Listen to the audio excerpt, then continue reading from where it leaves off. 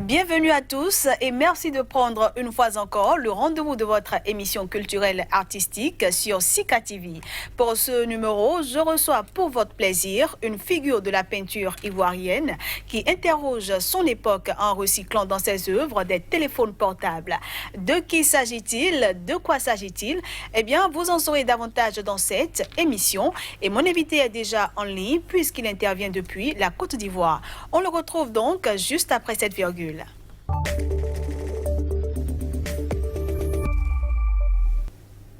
Alors, je le disais tantôt, il est déjà en ligne. Mounou Désiré Kofi, vous allez bien? Oui, ça va super bien. Alors, merci d'avoir accepté notre invitation. De rien. Mounou Kofi Désiré, très tôt, vous découvrez une passion pour le dessin et déjà au primaire, vous dessinez les schémas de sciences des autres élèves et même ceux du maître au tableau. Une fois au lycée, c'est votre professeur d'art qui vous pousse à vous perfectionner à Abidjan et sur ses conseils donc, vous intégrez les beaux-arts après un bac artistique d'où vous sortez major de votre promotion. À cette époque-là, est-ce que vous saviez déjà que vous feriez carrière dans ce domaine? Je ne peux pas dire que j'étais sûr à 100%, mais j'avais la conviction de travailler davantage et d'essayer d'apporter quelque chose de plus grand en fait. Donc, je me sentais vraiment à l'aise et pour moi, c'était vraiment pas un boulot, pour moi, c'était juste une passion et c'est au fil du temps que cette passion essaie de grandir encore dans moi et ça a créé ce déclic-là. Pour un enfant qui annonce à ses parents qu'il veut faire carrière dans le domaine des arts, par exemple, comment est-ce qu'ils ont accueilli la nouvelle? Bon, les parents n'ont pas jugé mauvais vu que depuis que j'étais plus petit, j'étais passionné de dessin et ils me voyaient tout le temps en train de dessiner. Je me sentais vraiment à l'aise. Du coup, ils m'ont dit pourquoi ne pas encourager leur enfant à embrasser cette carrière-là. Donc, c'est un peu ça. C'est comme ça que tout est parti, en fait. Et ils doivent vraiment être fiers de vous. Alors, vous avez décidé de donner une seconde vie au téléphone portable qui jonche les rues d'Abidjan, c'est bien ça? Oui, c'est ça. C'est ça. Et comment est né ce déclic-là? En gros, en fait, j'ai toujours vécu dans ce genre de quartier où on voit vraiment ces déchets à ciel ouvert. Et je me suis dit, étant autiste, il faut vraiment apporter quelque chose, que ce soit dans le sujet que porte la toile ou nos réalisations, ou aussi dans la thématique, ou vraiment essayer d'apporter un petit plus à l'avancement de la société et de notre environnement. Donc, du coup, j'ai vu ça et ça a vraiment touché ma sensibilité. Et quand j'ai commencé à recycler, vraiment, je me suis senti vraiment important et utile dans ce milieu-là parce que j'essayais de contribuer en fait à la protection de notre planète. Et quand ce déclic-là est né, est-ce que vous n'étiez pas, disons, un peu inquiet? Comment est-ce que le public allait accueillir la chose? Non, j'étais pas inquiet parce que le public était en contact direct avec ces déchets-là, donc ils se retrouvaient en fait dans leur univers et dans leur environnement. Donc il n'y a pas vraiment, ils n'ont pas jugé mauvais, ils ont vraiment, se sont accaparés de ça et ils ont vraiment soutenu ce mouvement. Et je pense qu'aujourd'hui tout le monde se retrouve dans mes toiles parce que c'est les téléphones qui ont servi dans le passé, qui nous ont permis de pouvoir échanger. Et aujourd'hui, tous ces téléphones, les vieux téléphones-là se retrouvent dans une toile. Donc, je pense que pour le public, c'est quelque chose de nouveau. Et voilà, donc, ils ont vraiment, vraiment, vraiment apprécié. Et aujourd'hui, j'arrive quand même à apporter quelque chose de nouveau. Je pense, Mounou, qu'au début, ça n'a pas forcément été facile de vous procurer ce téléphone portable-là. Comment vous êtes-vous procuré ces téléphones pour vos premiers tableaux, Lyon Art et Recyclage? En fait, les premiers, c'était un peu difficile parce que j'étais moi-même en contact direct avec ces déchets-là. Je partais dans les décharges, dans les caniveaux, dans les endroits où je trouvais beaucoup de ces déchets-là et j'ai essayé de recycler moi-même. Et au début, c'était vraiment assez difficile parce que je trouvais pas beaucoup de téléphones. Et aujourd'hui, grâce à l'évolution, le travail qui essaie de toujours avancer, et voilà, j'ai toute une équipe aujourd'hui qui m'aide à recycler. Et c'est pas seulement en Côte d'Ivoire que je recycle, dans plusieurs pays comme Congo, Bénin, Togo et voilà, Burkina Faso aussi. Donc, il y a toute une équipe dans chaque pays qui m'aide à vraiment recycler. Donc, c'est un peu ça. Voilà, justement, parlant de l'équipe qui travaille avec vous, vous les rémunérez. Mais en ce qui concerne ceux qui vous envoient ces portables-là, est-ce qu'ils le font contre une rémunération? Généralement, c'est comme ça. Parce que à la base, ils jetaient ces téléphones-là dans les rues, dans les déchets, ils sont contents en fait. Et aujourd'hui, ils ont su qu'il y a quelqu'un qui essaie de recycler tous ces vieux téléphones-là et apporter quelque chose de vraiment nouveau. Donc, du coup, ils se sentent vraiment utiles en participant à ce projet-là. Donc, au lieu de jeter maintenant, ils m'apportent et on essaie de vraiment travailler avec. Donc, du coup, en échange, ils ont quelque chose aussi. Donc, ça les encourage à toujours contribuer à ce travail-là. Alors, Mounou Kofi Désiré, dans vos tableaux qui sont tous inspirés de votre cadre de vie, vous mettez en scène les rues et les habitants d'Abidjan, où vous vivez depuis 5 ans. Qu'est-ce qui explique ce choix? En fait, quand tu vis dans une société ou dans un cadre de vie, tout ce qui est autour de toi va t'interpeller. Donc, que ce soit dans la façon de faire ou même dans nos créations. Donc, du coup, vous allez voir que dans mes toiles, je peins tout ce qui est vraiment de mon quotidien, de mon environnement. Donc, on voit vraiment des scènes de vie qui sont typiques à l'Afrique, en fait. Donc, du coup, on voit des enfants qui sont vraiment, voilà, qui sont souvent nation en mouvement. Donc, ces tableaux-là sont inspirés des scènes de chez nous.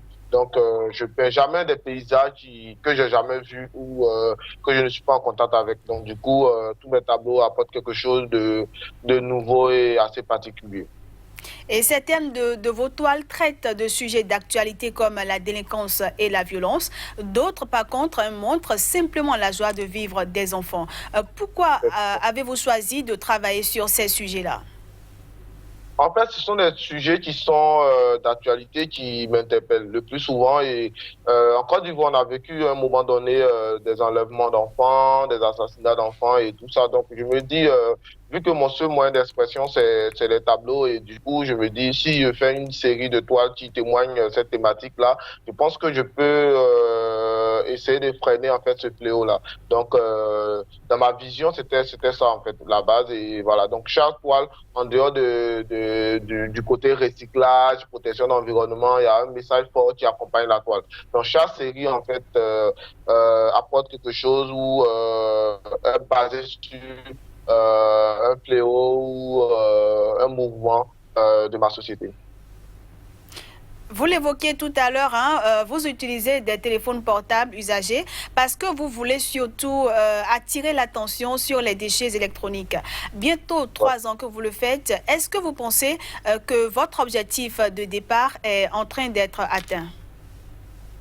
Oui, je suis convaincu de ce point-là parce que depuis que je fais ça, aujourd'hui, je reçois des coups de fil des gens que je connais pas qui ont suivi peut-être une émission à la télé ou qui ont vu une publication sur le net qui parle du recyclage et tout et m'appellent, me disent écoute, on a un stock de téléphone qui ne fonctionne plus, donc voilà, si tu peux passer récupérer. Donc, moi, quand je récupère le plus souvent, je donne quelque chose en échange pour les encourager aussi. Donc, c'est un peu ça. Donc, aujourd'hui, tout le monde se sent vraiment impliqué dans ce combat-là. Donc, voilà, il y a toujours une évolution et même après, j'ai remarqué que les téléphones avaient les claviers aussi.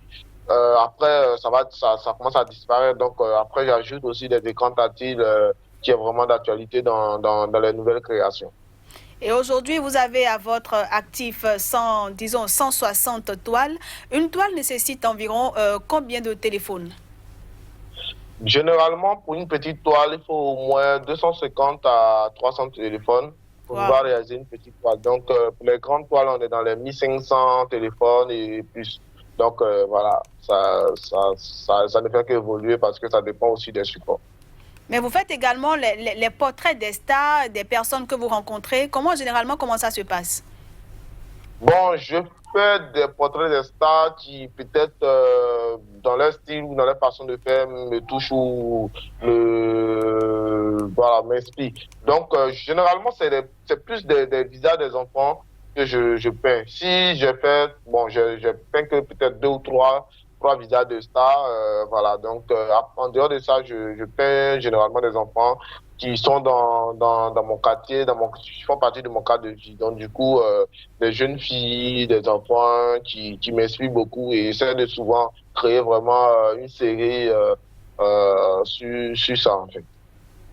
Aujourd'hui, vous êtes reconnu, vous voyagez beaucoup, vous faites également pas mal d'expositions. Pouvez-vous dire que vous êtes satisfait de votre parcours, même si ça ne fait que 3 ans que vous faites cela?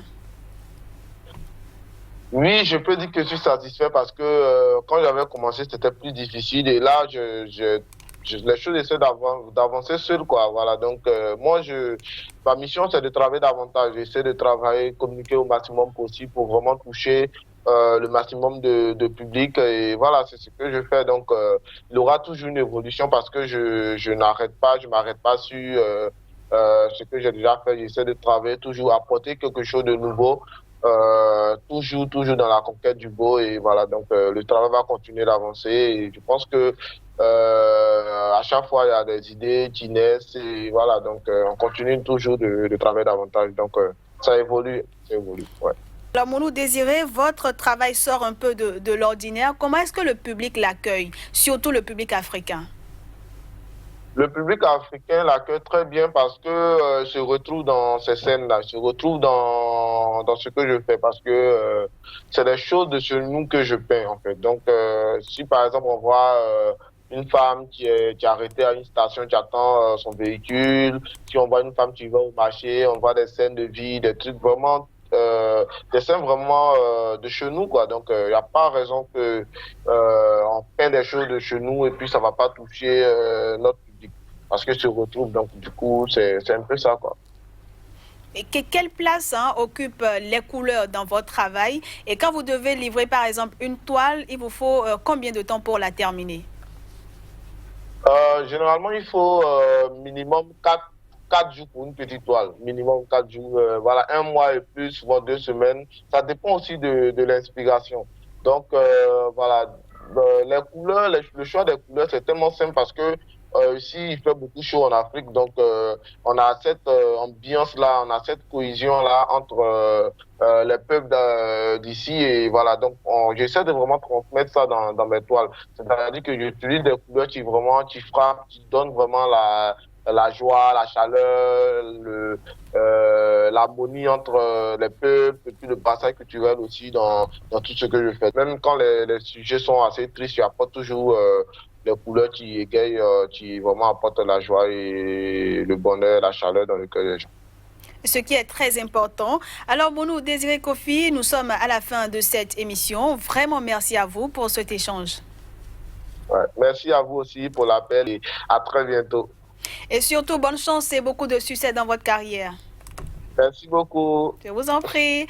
Alors, quant à vous, fidèles téléspectateurs, merci pour l'attention. On se dit à la prochaine. Bye bye.